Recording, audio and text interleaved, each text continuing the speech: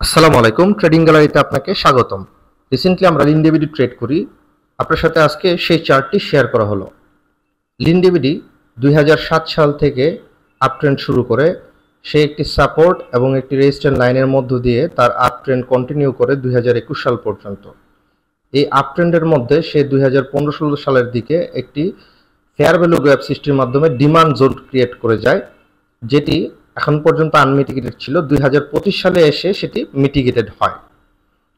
2021 সাল থেকে এখন পর্যন্ত কোম্পানিটি কন্টিনিউয়াস কারেকশনে আছে। এই কারেকশনের মধ্যে সে একটা বড় লিকুইডিটি সোয়াপ করে। আমরা যদি ডেইলি চার্ট খেয়াল করি তাহলে দেখব সে রিসেন্টলি 2024 সালের জুন জুলাইয়ের দিকে একটি বটম ক্রিয়েট করে এবং অক্টোবর নভেম্বর সেম লেভেলে আরেকটি বটম ক্রিয়েট করে। এখান থেকে সে সাপোর্ট নিয়ে সুইং আপ করে উপরে যাওয়ার চেষ্টা করে। আমরা যদি এই সুইং লেভেলটাকে ফিবোনাচি লেভেল দিয়ে ড্র করি তাহলে দেখব সে এই সুইং আপ থেকে কারেকশন হয়ে 78% পর্যন্ত, এবং সে 50 থেকে 78% এর মধ্যে কনসলিডেট করতেছে। আমরা আরও খেয়াল করব এই লেভেলে এসে প্রাইস মুভিং অ্যাভারেজ 200 এবং ফিবোনাচি 61% সেম লেভেলে আছে, কাজে আমরা এন্ট্রি নিতে পারি।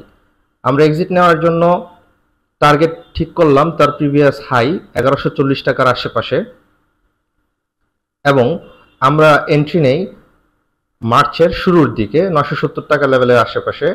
এক্সিট নেই 1140 টাকা লেভেলের আশেপাশে। আমরা যদি খেয়াল করি তাহলে এই ট্রেড থেকে দেখব যে আমাদের 17%-এর মতো প্রফিট হয়েছে। 9 দিন সময় লাগছে এই ট্রেডটাতে।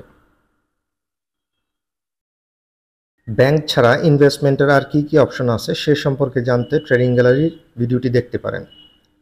সেকেন্ডারি মার্কেটে ইনভেস্টমেন্টের মাধ্যমে কিভাবে প্যাসিভ ইনকাম সৃষ্টি করা যায় সেই সম্পর্কে জানতে এবং অভিজ্ঞতা অর্জন করতে আপনি ট্রেডিং গ্যালারিকে সাবস্ক্রাইব করে রাখতে পারেন। আপনাকে অসংখ্য ধন্যবাদ।